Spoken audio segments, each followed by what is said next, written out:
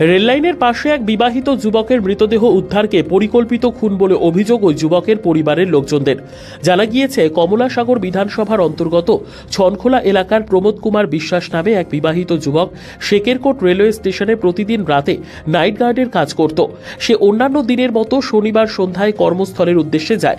শনিবার গভীর রাতে প্রমোদ কুমার বিশ্বাসের বাড়িতে খবর আসে যে রেললাইনের পাশে তার মৃতদেহ পাওয়া গিয়েছে। সেই খবর পাওয়া মাত্রই তার পরিবারের লোকজন সহ স্থানীয় এলাকাবাসীরা ঘটনাস্থলে ছুটে যায় এবং খবর দেওয়া হয় আমতলী থানার পুলিশকে।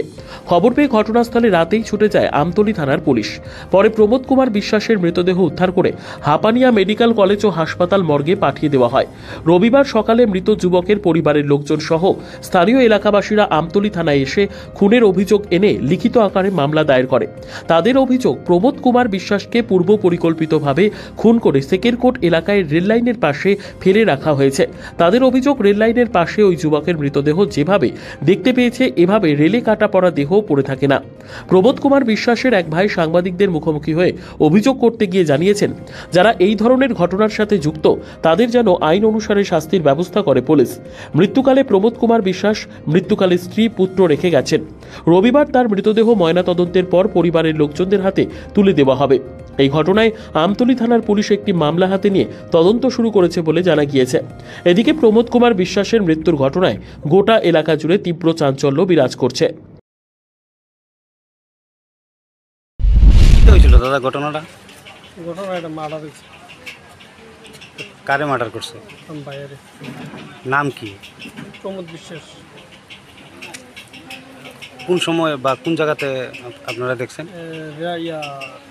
শেখরকোট রেল ব্রিজের দক্ষিণে। কয়টার সময় আপনারা গিয়ে দেখছেন? আমরা 1টার সময় গিয়ে দেখছি। গতকালকে রাত্রে কি করতো মানে তাই নিয়ে এখানে?